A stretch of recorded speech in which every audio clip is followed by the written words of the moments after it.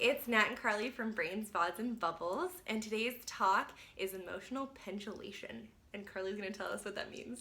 Awesome. So Nat and I were talking, like everyone, well, not everyone, but lots of people do their daily exercise physically, which is fantastic. Keep it up. But we can also do some like mental exercises daily as a way to keep up our mental fitness, if you will. So the concept of emotional pendulation is just the idea that as human beings, we're going to experience both positive and negative or not so positive emotions throughout our day. That's just normal, right? It's kind of hard to avoid. Now, you don't want to be feeling negative emotions all the time, but it's certainly not something that we need to shy away from or feel like, oh no, I was angry or sad or whatever today and therefore that's bad and I want to escape it. So the idea with emotional pendulation is we can pendulate or move from one emotion to another. Now that is as like healthy, functioning individuals, right? Sometimes that becomes harder and that's when we start dealing with some mental health issues. So if we're stuck in those negative feelings a lot, things like depression can come up, right? Or if we're stuck in those really positive emotions all the time, that can be like mania and things like that. So, you know, you want to be able to shift between being happy and sad. So you go to work, feeling great in the morning, you got your coffee, it's all good. The boss says, I need all this paperwork filled out by noon, and then all of a sudden you're not feeling so good. Then you get the paperwork done, you're feeling good again, you get to go home, see your spouse. Anyway, the point is, it's all good. So basically, and this is a therapeutic tool lots of therapists use, and it's a way to visualize, basically. It's a way to visualize the positive and not so positive emotions. So they symbolize it by using red and blue. So I have stones here. I don't know if you can see. I have red and blue stones. It looks so pretty. Right?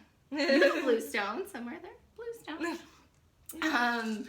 But basically you can symbolize it with whatever you want. I just have stones. But the idea is the red are those like, I don't love using the word negative emotions, but the not so great emotions. So sadness, anger, all those ones. Okay. And then there's the blue emotions, which are like the lighter, we do that. Okay, perfect. I also have dark ones, but same idea that those kind of represent the more positive emotions. So in a daily life, we're going to experience a mix of them. So Nat, what I want you to do is I'm going to hold out my hands. I'm going to give you all the stones. And what I want you to do is in my palm, I want you to place in maybe where you feel you are at either right now or where you feel you were at today. If you could represent it by stones, what colors or how many of each would you put in my hand? Should I use all the stones? If you want, you don't have to. Just however you feel.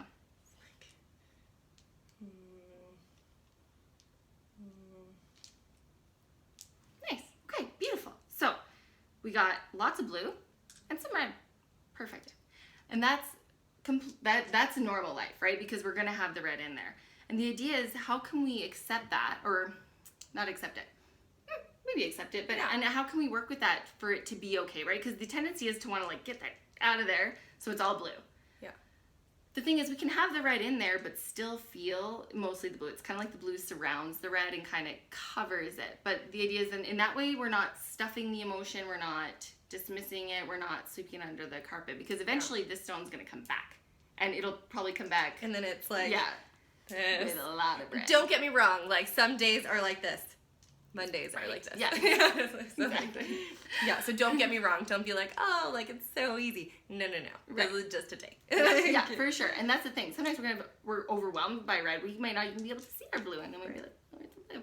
And that's all good. So the idea is if we can kind of, throughout our day as mental exercise, kind of imagine the world or imagine your feelings in these red and blues. It can be really helpful to be like, oh man, I'm really in the red right now. What do I need to add a blue stone or to take out a red stone, whatever it might be, right? To the point where, again, we don't need to remove all the red, but a nice balance or just a few red in there, that's good, right? So throughout your day, just noticing like, oh, frick, I'm really stressed right now. I'm really feeling red. Okay, first of all, that's okay. Yeah. Second of all, that's what do we just need to do? One thing to just take a red out. And if you can't take a red out, because say, for example, I don't know, maybe with childcare, I have to pick the kids up, I have to make them dinner, I have to do this. I mean, you can't necessarily not do it. So it's not like you can take a red out, but maybe you can put a blue in. That maybe during dinner, we're all going to sit around and talk about our day, or after I'm done dropping the kids off, I'm going to go and grab a coffee and go for a walk or whatever. So if you're feeling stuck, if you're feeling in the red, it's about thinking, okay, take one red stone out or put in one blue stone, right? Yeah. And just as a way to kind of monitor your feelings throughout the day and manage with them a little bit differently. Yeah, I love the idea of these stones. Already, like, holding them makes me feel a little better. Like, just, like, holding on to something, visualizing something. Yeah. I love the idea. So if you're, like, a visual or, like, a tactile person who, like you're a touch person, this is super cool. Already, I'm like, oh, like, I feel better. Yeah, that's so cool. And that's great. And I think, well, I'm the same way. And I think that lots of people are either visual or tactile, and that's why it helps. The red and blue thing helps. Yeah. But, like, if you have something blue, take it with you. You can carry it around, right? Oh, Just to that's remind, nice. like, Yeah, like symbolism. Totally. Yeah. Mm-hmm. Oh, I love that. Yeah.